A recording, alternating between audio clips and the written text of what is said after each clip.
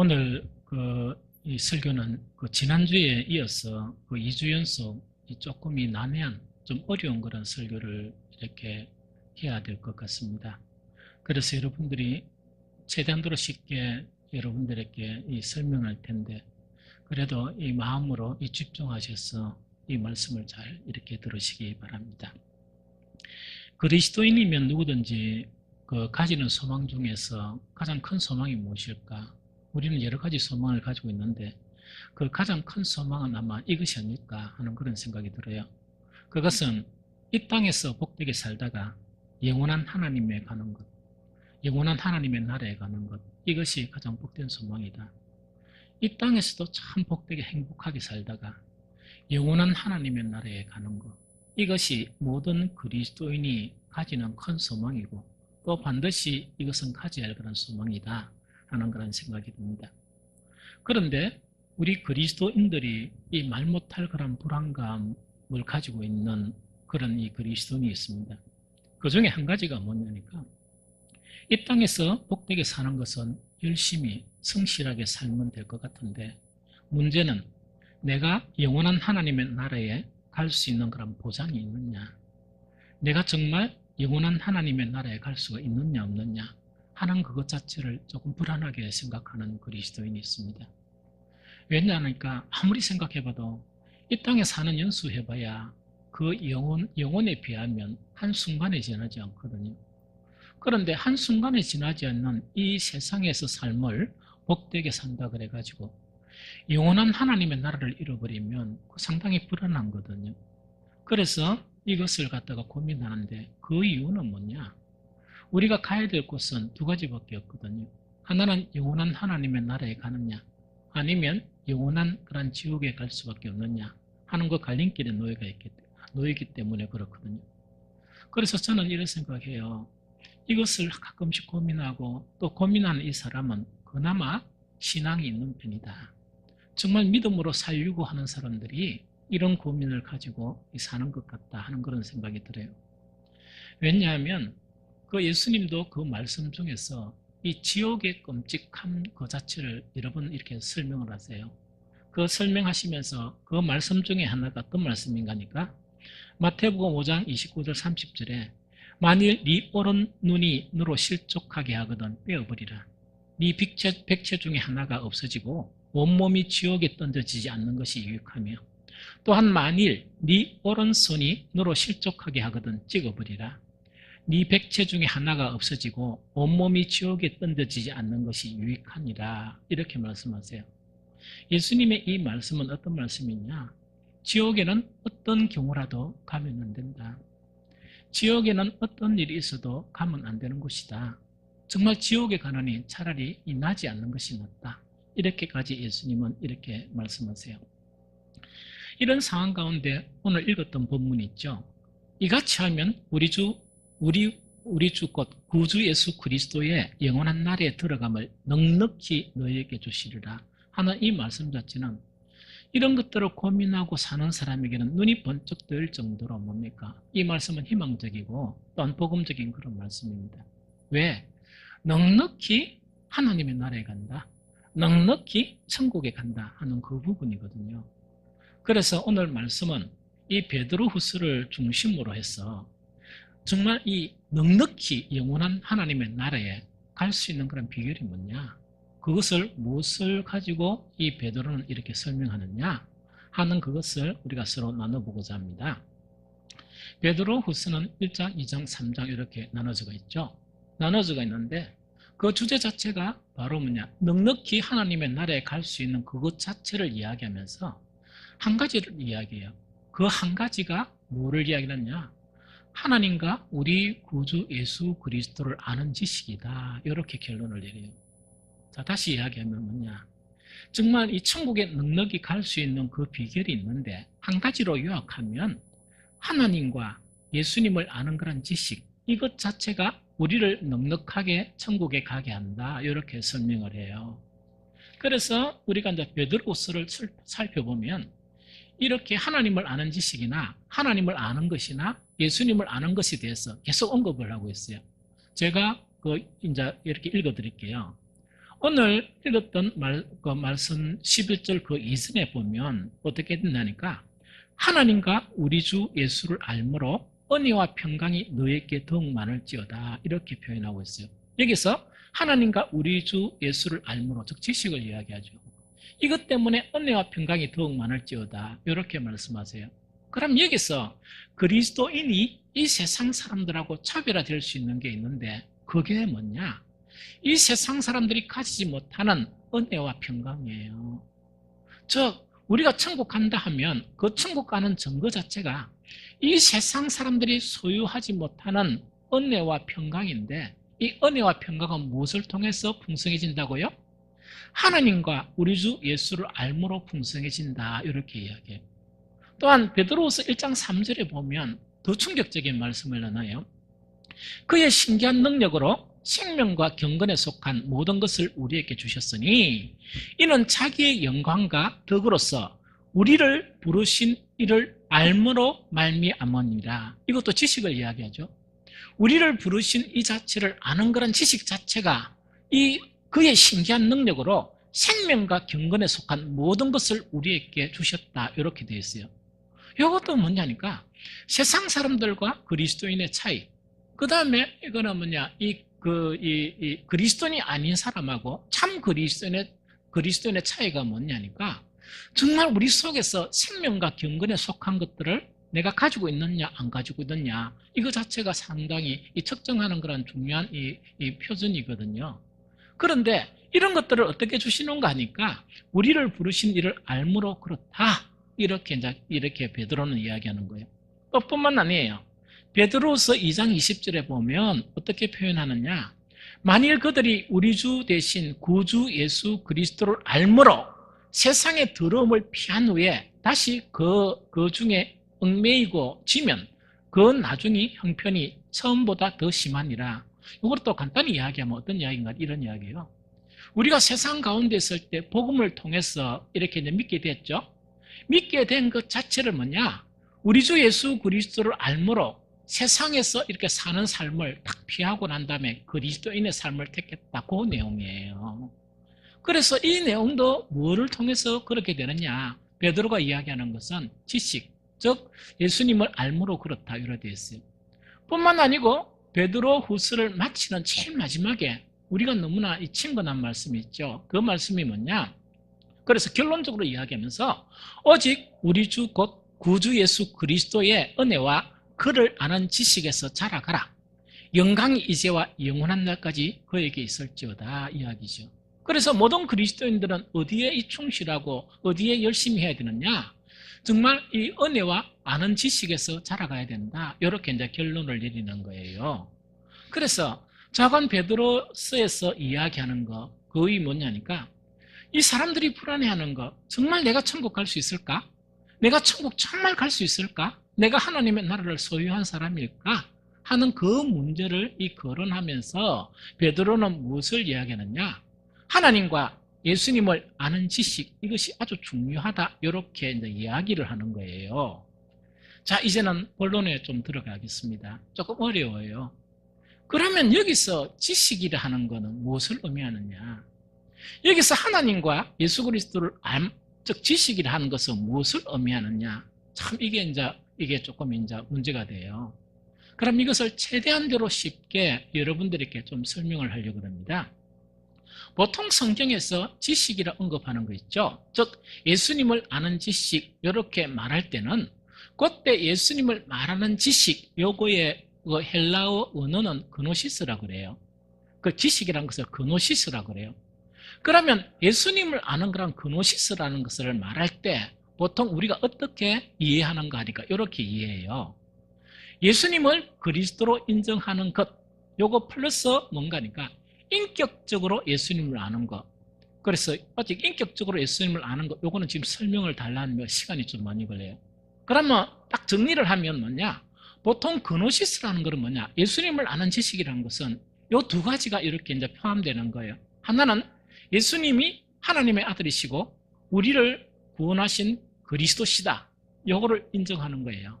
이건 아주 필연적이에요. 그 다음에 두 번째는 바로 뭔가니까 예수님하고 인격적인 그런 지식을 갖는 것, 인격적인 만남을 갖는 것, 이 두 가지가 뭐냐? 예수님을 아는 지식의 그노시스라고 그래요. 이것도 좀 어렵죠? 어려운데 지금 베드로후서에서 말하는 지식이라는 거 있죠? 이 용어는 좀 특별해요. 거의 신약 성경 용어에 사용 안 한다는 그런 용어를 사용해요. 그것이 뭐냐? 그노시스는 그노시스인데 뭔가 하나 더 붙었어요. 그 더 붙은 것 자체가 뭐냐? 에피그노시스를 이야기해요. 에피그노시스, 원어로 하면 그렇다는 이야기죠. 뭐 달리 설명할 게 없으니까. 그런데 우리가 이제 또 보니까 그노시스, 예수님을 아는 지식 그노시스가 있고 예수님을 아는 지식에 에피그노시스가 있는데 이 베드로가 이 선정한 단어가 뭐냐? 그 지식의 단어에서 일반적인 그노시스가 아니고 뭘 사용했다고요? 에피그노시스를 사용했어요. 그러면 그노시스하고 에피그노시스 이 차이가 뭐냐? 많은 신학자들이 논란이 있었어요. 많은 신학자들이 이걸 가지고 이 논란이 있었는데 이 내용을 우리는 좀 쉽게 설명하려고 그러면 이렇게 조금의 이 근소한 차이가 있어요. 그냥 그노시스는 뭡니까? 일반적인 지식을 이야기한다면 에피그노시스는 어떻게 했냐니까 내가 이렇게 알았다, 난 이걸 안다 하는 그런 지식이 아니고 뭔가 내가 알게 되었다 하는 그런 의미예요. 즉 내가 안다 하는 그런 의미가 아니고 내가 알게 되었다 하는 그런 의미 자체의 그런 개념을 포함하고 있어요. 그래서 이것 자체를 갖다가 이해하는데 에피그노시스를 이해하는데 우리가 이렇게 접근하면 돼요. 어떻게 접근하면 된다 하니까 이런 거예요. 세상 사람들이 그 하나님을 아는 거 있죠? 세상 사람들이 성경을 통해서 예수님은 이런 분이다, 뭐 성경에 이래 돼 있더라 저래 돼 있더라, 그것도 지식이죠? 그 사람들은 뭐냐? 이 세상 사람들이 성경을 읽으면서 자기 나름대로 딱 이렇게 이야기해요. 예수님을 믿지 않고 또 교회 나오지는 않지만은 그 사람들은 자기의 지식을 가지고 성경에 보니까 예수님은 이렇다 하더라 저렇다 하더라 이러는데 나중에 들어보면요, 보통 우리가 오래 교회 다닌 사람들보다 더 많이 알아요. 요거는 뭐냐니까 그냥 지식이라고 그래요. 이 그냥 지식인데, 그런데 여기서 에피그노시스란 이 지식은 어떤 지식을 이야기하느냐? 그게 아니고 이제 예수님을 딱 믿으니까 우리가 신앙에서 가장 중요한 신비한 것이 회심이라는 게 있어요. 회심. 이 마음이 탁 바뀌면서 이 주님 앞에 돌이키는데 이 회심이라는 거 있거든요. 그러면 마음이 주님 앞에 딱 뭡니까? 탁 주님은 나의 주님이시다 이렇게 딱 하면서 예수님을 믿게 되는 이 과정을 이야기해요. 이 회심이거든요. 그러면 에피그노시스란 건 뭐냐? 세상에 있을 때 알던 주님에 대해서 알던 그 지식을 이야기하는 게 아니고 어떤 지식이냐? 하나님의 신기한 방법으로 내가 회심을 한 거예요. 회심을 딱 하니까 뭔가 눈이 딱 밝아진 거예요. 이해됩니까? 뭔가 눈이 딱 밝아지면서 거기에서 얻어진 지식 자체가 이게 어떤 거냐? 에피그노시스예요. 조금 더 차이를 알겠죠? 베드로는 지금 그것을 이렇게 설명을 하고 있는 거예요, 사실은. 그 다음에 두 번째, 이제 조금 더 깊이 있게 설명하면, 베드로는 이제 베드로후서 1장에서 이걸 막 자기 나름대로 설명을 하는데, 그거 설명해 드릴게요. 그럼 두 번째 개념은 이런 이야기 되죠? 아까 이야기했죠? 예수님을 아는 지식, 이것도 신비한 지식이에요. 일반적인 그노시스란 것도. 이거는요, 예수님을 그리스도로 인정하고, 또 하나는 모르겠죠? 정말 이 예수님과 그런 관계성을 통해서 인격적으로 예수님을 아는 그런 지식이에요. 그럼 이게 그냥 그노시스예요. 그런데 여기서 에피그노시스라는 것은 뭐냐? 거기에 머물지 않은 거예요. 거기에 안 머물고 어떻게 되는 거니까? 자, 봅니다. 나는 그 예수님을 그리스도라고 나는 믿습니다. 이렇게 하는 지식뿐만 아니고 인격적으로 아까 우리 장로님 이야기했던 지정의 이렇게 이야기한다고요. 그 인격 안에서 예수님을 만난 이 지식에서 더 초월을 한 거예요. 초월 딱 해가지고 뭐가 내포되어 있느냐? 강력한 실천적 혹은 윤리적인 함의, 좀 어렵죠? 함이란 말 알죠? 그런 뜻이 내포됐다는 말이죠. 그런 함의가 포함된 그런 지식 자체가 이거는 어떤 지식이냐? 에피그노시스예요. 그럼 어렵게 제가 말을 안 하고 이렇게 이제 조금 쉽게 이야기할게요. 강력한 실천적 및 윤리적인 함의가 포함된 지식이다 하는 것은 뭘 의미하느냐? 이런 부분입니다. 자, 성경에 딱 보면 만한 이런 구절이 있다고 봅니다. 이거는 다른 사람이 너에게 잘못한 그 잘못을 용서하라. 이런 이제 이 말씀이 있죠. 말씀이 있으면 다른 사람이 나에게 잘못한 것을 네가 용서하라 하면 여러분들은 이거 압니까 모릅니까? 대부분 그리스도인들 알죠? 그런데 딱 나가다 보니까 누가 뒤통수를 딱 치니까 알기는 아는데 탁 보면서 이 뭡니까? 따지고 싸웁니까 안 싸웁니까? 여러분들은 다 안 싸우는가 봐. 저는 따질 것 같아요. 그럼 여기서 이제 이 어떤 부분인가니까 성경에 분명히 뭐냐? 다른 사람이 너에게 잘못한 것을 용서하라. 알죠? 알죠? 아는 거예요. 아는데 이 터무니없는 일을 당했어요. 터무니없는 일을 딱 당하니까 뭡니까? 용서가 안 되고 속이 부글부글 끓으면서 내가 이렇게 대로받았는데 어떻게 하면 말로 갚아줄까 딱 생각하면서 이렇게 뭐 하는 거 있죠. 요거는 알기는 아는데 안 되죠. 그런데 여기서 에피그노시스라는 거는 뭐냐 이런 이야기입니다. 다른 사람이 너에게 잘못한 것을 용서하라 뭐 지식을 가지고 있는 거예요.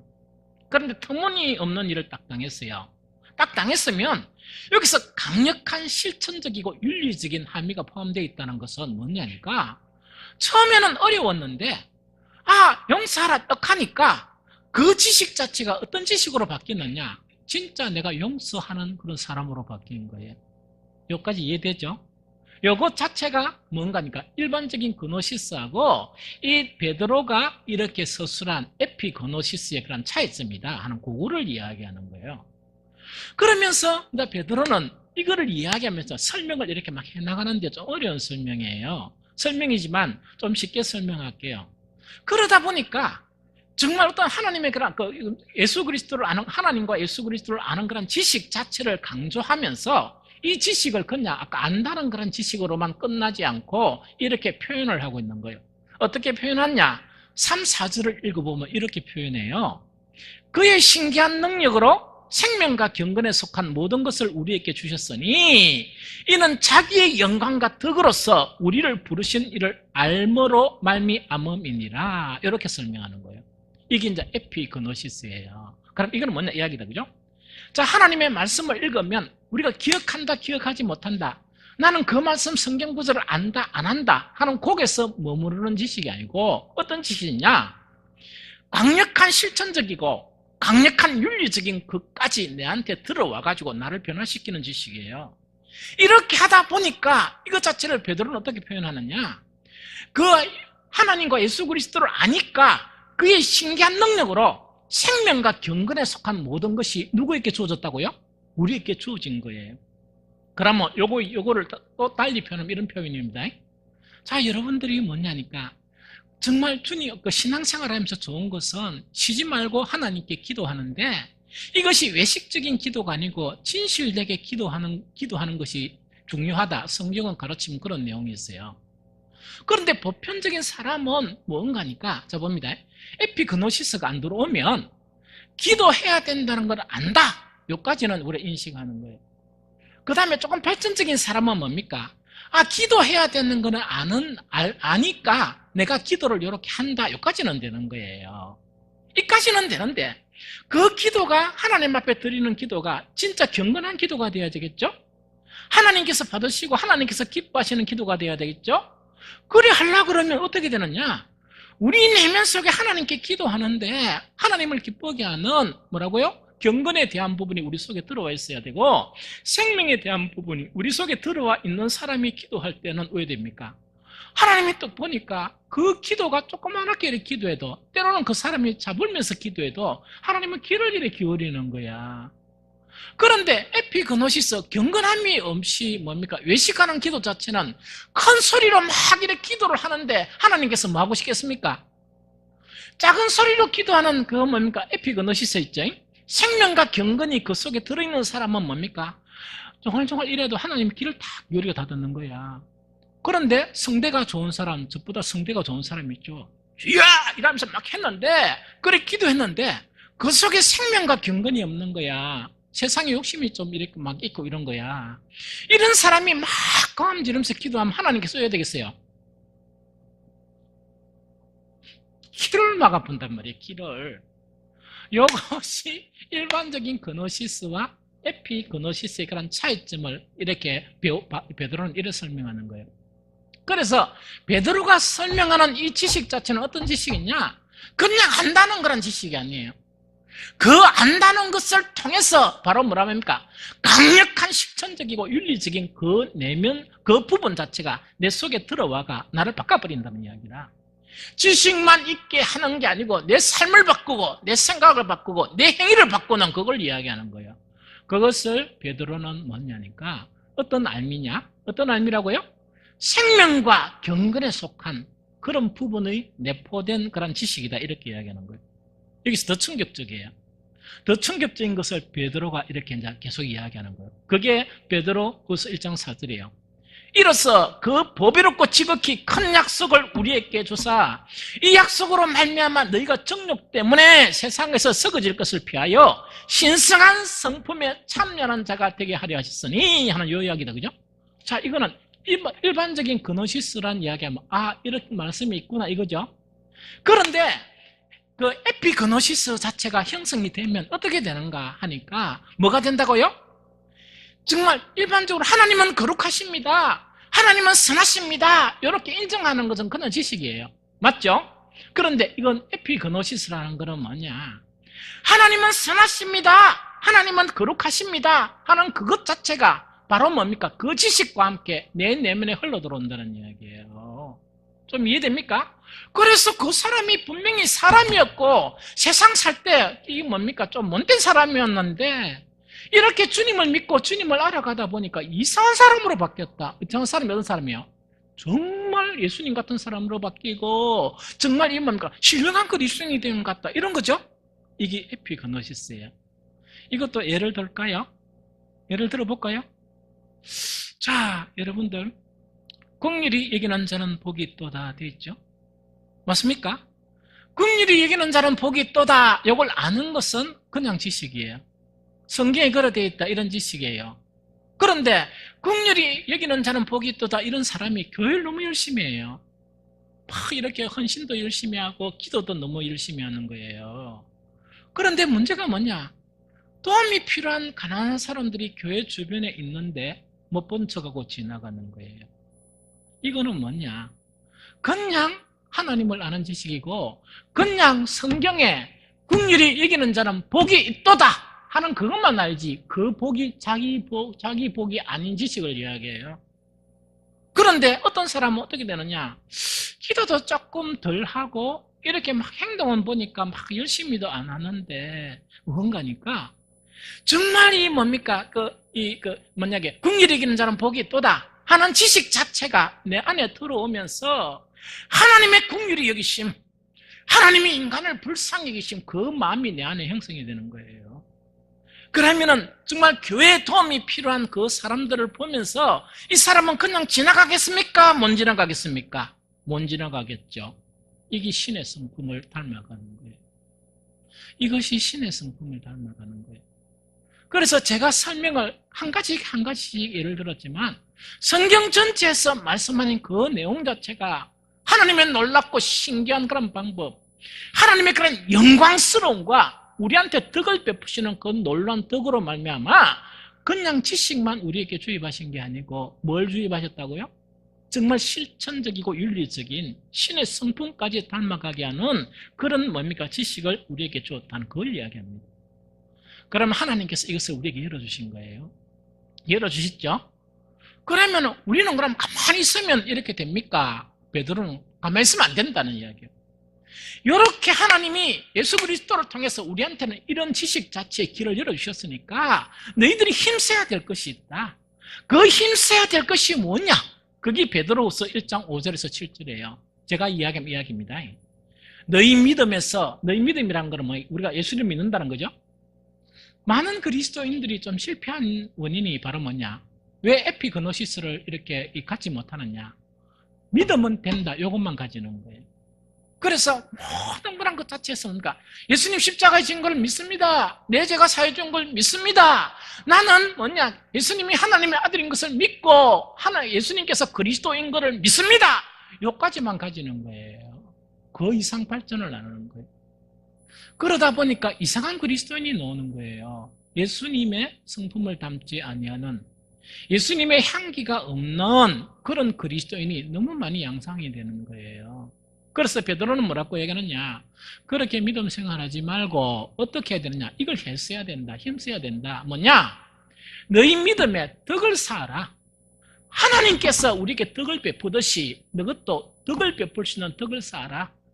또 너희 믿음에 덕도 쌓고 또 뭘 쌓아야 되느냐? 에피그노시스를 쌓아가라. 방금 이거를 쌓아가라. 그럼 에피그노시스를 쌓아가다 보니까 육체적인 정욕을 거절하는 절제가 필요하죠. 절제도 쌓아가라. 뿐만 아니고 인내도 쌓아가고 경건도 쌓아가고, 그 다음에 성도 간에 뭐라고요? 형제들이 우애롭게 지내는 그 형제들을 본받아서 너희들이 우애 있게 지내라.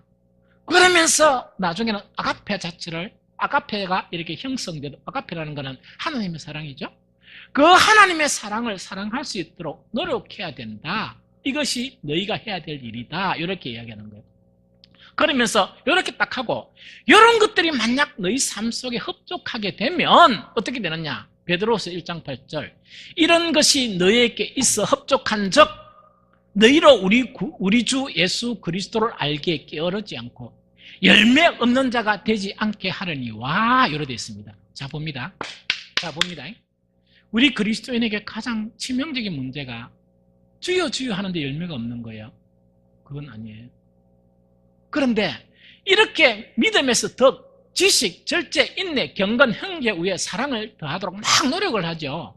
노력을 하면 뭐가 맺어진다? 열매가 맺어지고, 그 다음에 두 번째 뭐가 되느냐? 맺으니까 우리 주 예수 그리스도를 알기에 게으르지 않다는 이야기죠. 그럼 요거는 무슨 말인가 이야기입니다. 많은 사람들이 성경 읽기가 너무 싫죠. 또한 설교 듣기고 말씀 듣는 게 좀 너무 싫죠. 이거는 뭐냐? 하나님 아는 지식이 게을러서 그래요. 이거는 왜 그러냐? 믿음만 딱 가지고 덕도 안 쌓고 지식도 없고 절제도 안 하고 인내도 없고 경건도 없고 형제 우도 일어나다 보니까 그런 마음이 안 생기는 거예요. 그러다 보니까 세상 사람들이 좀 속된 말로 면피용 있죠. 면피용. 이 뭔가니까 그것만 피해 가려고 이렇게 막 흉내만 내는 거예요. 흉내만 낸다는 건 막 그냥 주일날 예배 참석 흉내만 내고, 나머지는 뭡니까? 성경은 뭡니까? 없어요. 요새는 성경 자체가 더 안 가지고 다녀요. 왜 안 가지고 다닙니까? 휴대폰에 딱 가지고 있어서 찬송도 있죠, 성경도 있죠. 너무 편리한 세상이에요. 너무 편리한 세상이에요. 그런데 저는 편리하게 이용하는 거는 괜찮아요. 그런데 아쉽고 가슴이 아픈 거는 뭐냐? 말씀하고 점점 떨어진 그 자체가 너무나 마음이 슬퍼요. 그러면 그게 왜 그러냐니까 신앙 자체가 잘못돼 가고 있기 때문에 그렇다 하는 것을 베드로가 지금 지적하는 거예요. 그렇게 이야기하면서 베드로는 뭐라고 했냐? 이런 것이 협족하다는 것은 뭐냐? 하나님이 이런 것을 여셨으니까 에피그노시스에 도달하기 위해서 믿음, 덕, 지식, 절제, 인내, 경건, 형제의 사랑, 이것을 막 돼가면 어떻게 되느냐? 결론적으로 오늘 본문의 말씀이에요. 베드로서 1장 11절. 이같이 하면, 이제 알겠죠? 제가 지금 설명한 이것을 이같이 하면 우리 주 곧 구주 예수 그리스도의 영원한 나라에 들어감을 넉넉히 너희에게 주신다. 안심해라 이야기. 이제 여기까지 이해됐습니까? 이해됐죠? 그러면 우리가 이제 이해해야 될 게 뭐냐? 베드로는 왜 이렇게 복잡하게 설명하는 거야? 왜 복잡하게 뭔가 있긴 지금 제가 막 힘들게 설명한 이 에피그노시스 있죠? 왜 복잡하게 막 성경을 읽으면 좀 알기 쉽게 해놓으면 되는데, 이 보니까 제가 지금 열심히 설명해도 여러분들 잘 알란가 모르겠어요. 그런데 왜 이렇게 복잡하게 이렇게 설명해놨냐? 그 이유가 있어요. 그럼 성경에 보면 그 이유가 있는데 하나씩 이야기할게요. 제일 첫 번째로 뭐냐? 베드로서 1장 13절 15절에 보면 이렇게 베드로가 이야기하는 거예요. 이 베드로 후서를 쓰게 된 동기가, 내가 이 장막에 있을 동안에 너희를 일깨워 생각나게 하며 옳은 줄로 여기노니 이는 우리 주 예수 그리스도께서 내게 지시한 것 같이 나도 나의 장막을 벗어날 것을 인바한 줄 알미라. 내가 힘써 너희로 하여금 내가 떠난 후에라도 어느 때나 이런 것을 생각나게 하려 하노라 이 이야기입니다. 그럼 이거는 뭐냐니까, 베드로는 주님을 너무 많이 사랑했어요.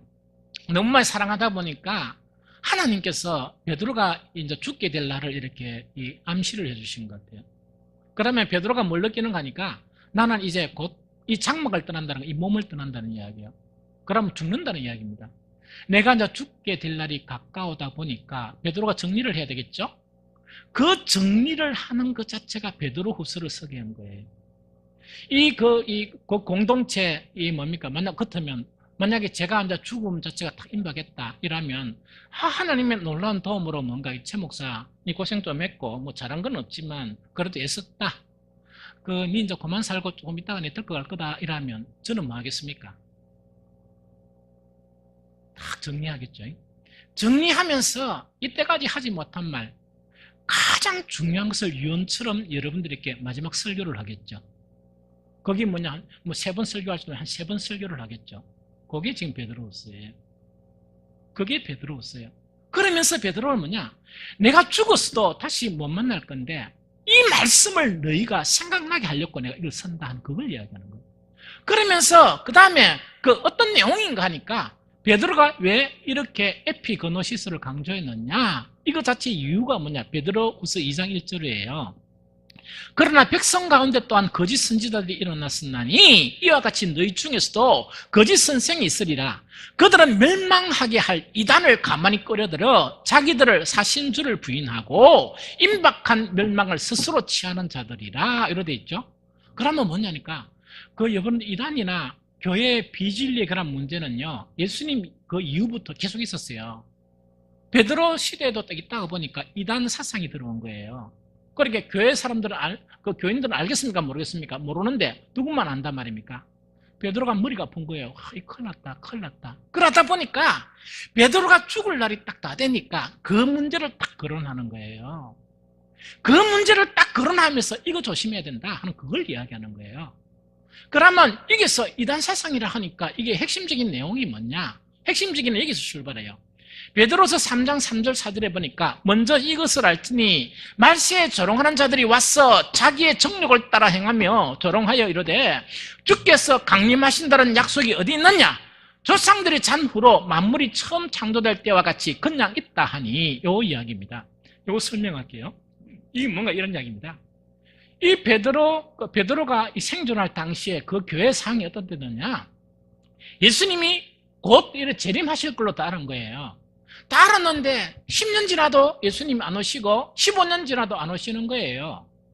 그 틈을 이용해가지고 사탄이 뭡니까? 사람들을 투입하는 게 교회 안에.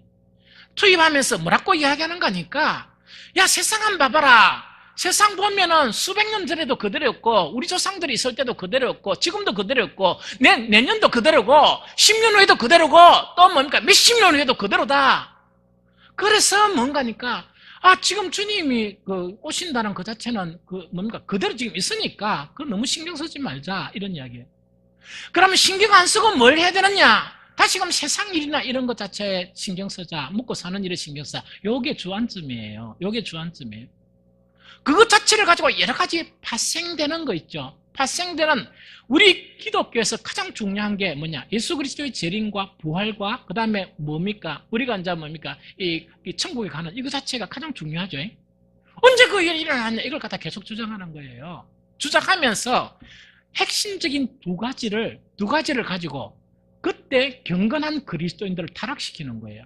그 타락시키는 두 가지가 어떤 것이냐? 제일 첫 번째로 뭐냐? 물질 우선주의를 주입시키는 거예요. 그럼 어디 있냐? 베드로서 2장 3절이에요. 그들이 탐심으로서 지어낸 말을 가지고 너희로 이득을 삼으니 그들의 심판은 옛적부터 지체하지 아니하며 그들의 멸망은 잠들지 아니하느니라. 이걸 3번 읽어드릴게요. 또 그들은 탐욕에 빠져 그럴듯한 말로 여러분들의 호주머니를 털어갈 것입니다. 하나님께서는 이미 오래전에 그들에게 내리실 심판을 정해놓으셨습니다. 파멸이 반드시 그들에게 닥치고 말 것입니다. 이렇게 되어 있습니다. 그럼 요거는 이제 어디에서 출발했냐니까, 처음에 예수님께서 이렇게 곧 오시마 이라니까, 여러분들 사도행전 보니까 뭡니까? 많은 그리스도인들이 집을 팔고 이래가 사도 앞에 다 갖다 주고 뭡니까? 이거는 이제 매일매일 모이고 교제하는 거예요. 그래서 주님은 곧 오시니까 물게 뭐가 필요하고 집이 뭘 필요하냐 이래가 다 팔아붙습니다. 렌즈 지나다 보니까 그 사도들 앞에 쌓여있던 물질이 다 없어지고 먹고 살락하니까 돈이 다 고갈이 나겠죠. 그때까지 예수님이 안 오시는 거야. 그러다 보니까 그때 사도들이 지금 좀 지체가 되니까 그러면 열심히 우리가 일하고 일주일에 한 번씩이나 또 중간중간에 모여서 이렇게 예배드리고 이렇게 하자. 이래 하다 보니까 사람들이 돈 벌러 나간 거야. 그때 이단이 속도로가 하는 이야기가, 이 사탄이 들어가는 이야기가 뭐냐? 예수님 안 오시잖아. 안 오시니까 돈도 열심히 벌고 저딴 사람들 봐라, 집도 있지. 그 다음에 또 어떻게 미묘하게 속이는 거니까 어떻게 하나님을 믿는 그리스도인이 쪼잔하게 살면 덕이 되겠나, 이 이야기입니다.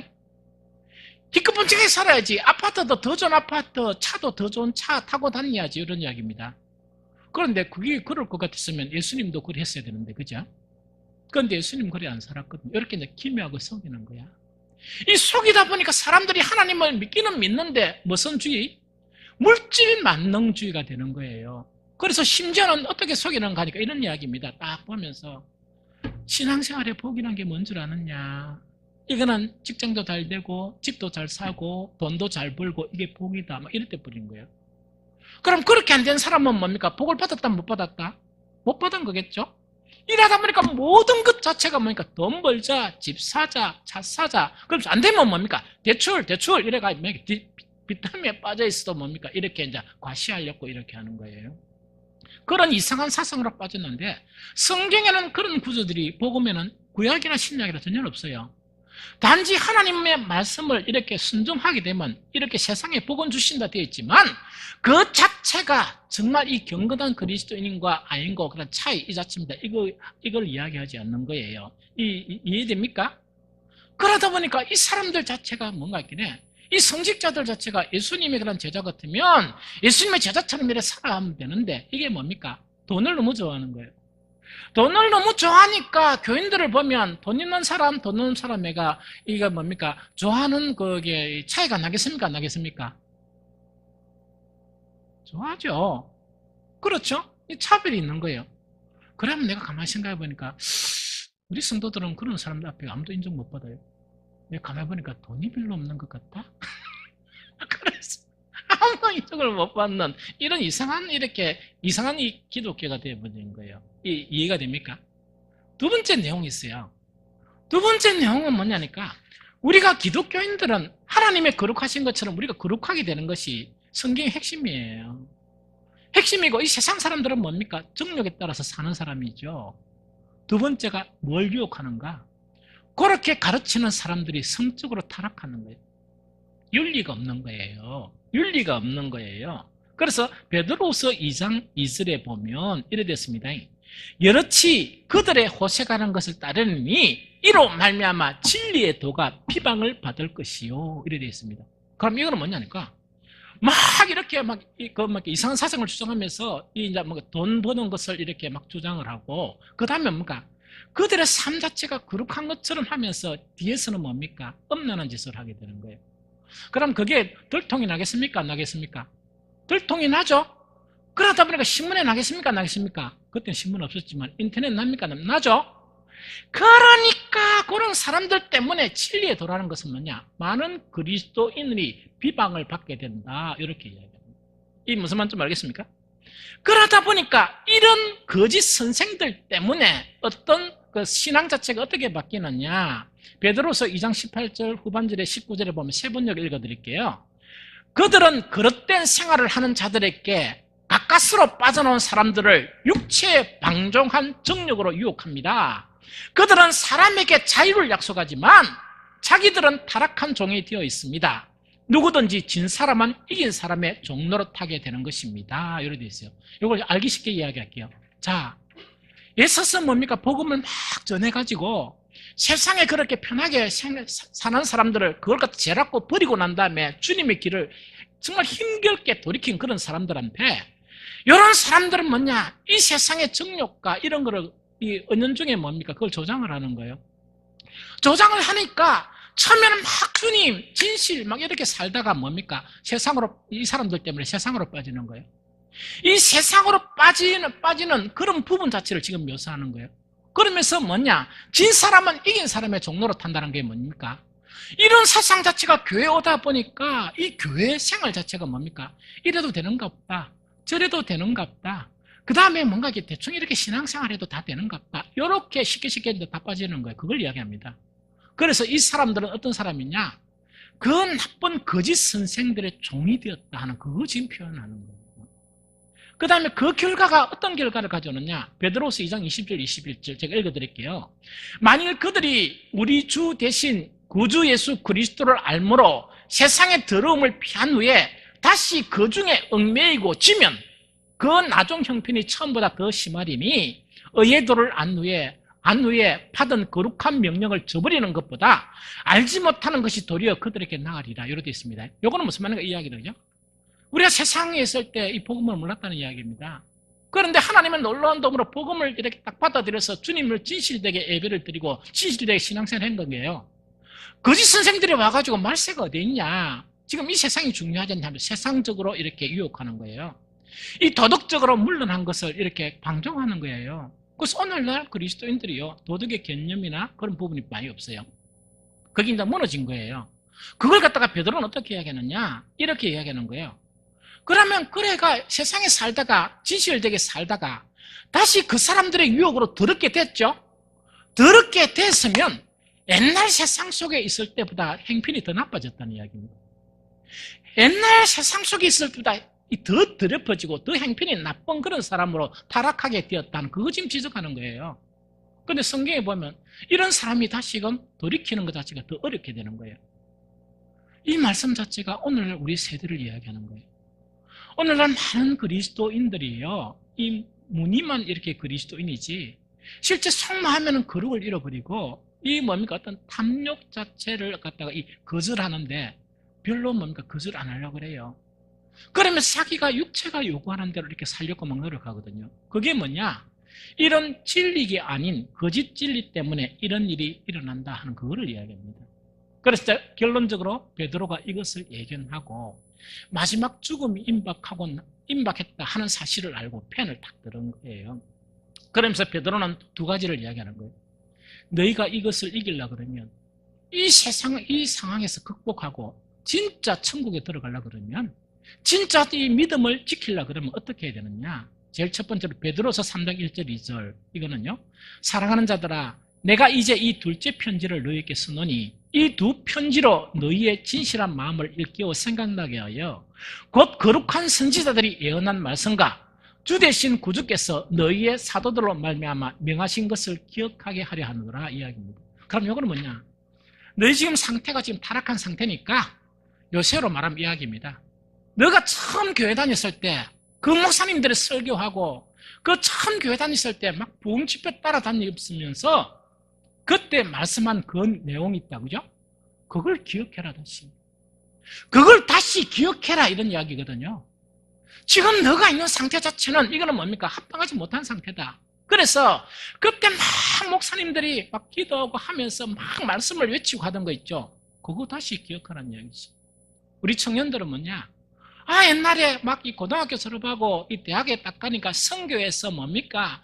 잠깐 뭐 했던 간에 그 선교단체에서 그 간사들이 뭐 내용 자체는 잘 모르겠지만 진지하게 가르쳤던 그걸 또 보면서 막 이렇게 했던 그거 기억하라는 이야기거든요. 그거 다 어디 갔느냐 하는 그거 지금 이야기입니다. 그러면서 두 번째 딱 하면서 뭐라고 얘기하느냐? 그게 베드로서 3장 17절 18절이에요.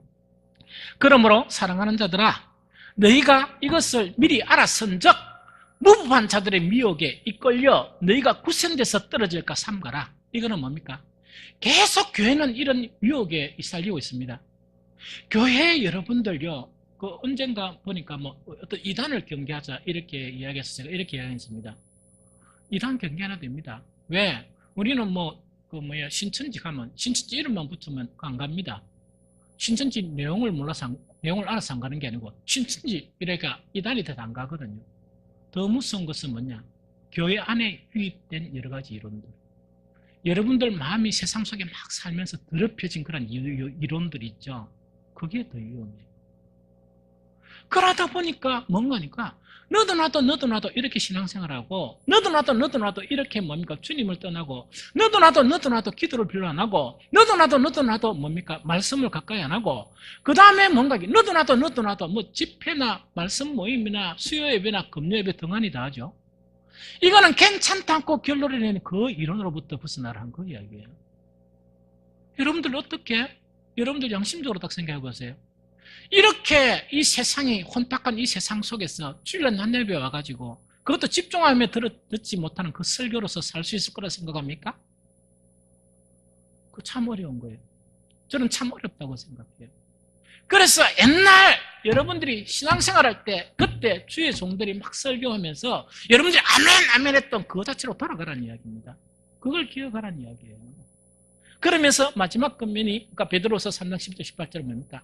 그러므로 살아가는 자들아 너희가 이것을 미리 알았은즉 무판 자들의 미혹에 이끌려 너희가 구센데서 떨어질까 삼가라. 그러면서 오직 어떻게 해야 되느냐?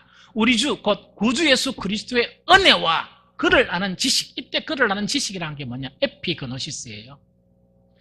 머리만 아는 지식이 아니고 뭐라고요? 하나님의 신기한 능력으로 우리의 성품이 하나님의 성품을 닮아가고 뿐만 아니고 정말 이렇게 뭡니까? 신기한 능력으로 뭡니까? 우리가 그것을 갖다가 뭡니까? 행위로 나타내고 또한 뭘 이야기합니까? 이 도덕적인 그런 부분을 회복하게 하는 그 모든 지식에서 살아가라 하는 그걸 이야기합니다. 그러면서 영광 이제와 영원한 날까지 그에게 있을지어다. 이것이 베드로후서의 결론이에요. 말씀 정리할게요. 우리 그리스도인들 자체가 천국이 없다 그러면 여러분들 이렇게 했을 필요가 없어요. 천국이 없는데 왜 이렇게 했어요? 우리 인생은 잠깐이거든요. 우리는 이 신앙을 통해서 천국 가든지 지옥 가든지 해야 되거든요. 성령은 우리를 갖다가 계속 진리로 우리를 이끌어가요. 그러나 악한 영은 뭐냐? 진리에서 빡 떨어지게 해요. 그러면서 이 세상 풍속대로 우리가 대충대충 이렇게 타협하면서 살아가도록 이렇게 요구해요. 베드로가 걱정한 것이 그거예요. 베드로가 걱정한 것이 그거고 베드로 당시에 그 공동체 자체가 위험지경에 도달한 거예요. 그래서 베드로가 죽음의 임박에서 유언을 쓰는 거예요. 유언을 쓰는 거예요. 그러면 한 가지 말씀드릴까요? 만약에 하나님께서 최 목사 고생했으니까 이번까지 네가 살다가 연말에 그냥 성탄절 가까이 돼서 내가 데려갈게 이렇게 이야기하면 저도 여러분들에게 유언처럼 이렇게 뭔가를 남길 거예요. 남기는데 뭘 남긴가 이렇게 생각하면 베드로후서처럼 말하고 죽을 것이다. 베드로후서처럼 이렇게 경계하고 나는 주님께로 갈 것이다 하는 그런 생각이 들어요. 이만큼 이 세상이 오늘 이 세대가 믿음으로 살기 힘듭니다. 교회가 많이 타락했습니다. 많은 그리스도인들이 진리에 떠났습니다. 그래서 우리는 어디로 다시 돌아가야 되는가? 손 들고 주님께로 다시 돌아가야 되고 정말 하나님의 말씀으로 다시 돌아가야 됩니다. 그래야 우리는 삽니다. 그래야 우리는 삽니다. 그래서 하나님의 모든 자비하심으로 여러분들에게 건면한다 그러면 우리는 이제 우리의 마음을 주스러서 우리 자신을 돌아보고 주님께로 돌아가고 말씀으로 돌아가라 하는 것이 이 목사의 권면입니다. 하나님의 은총이 여러분들에게 풍성하기를 바랍니다.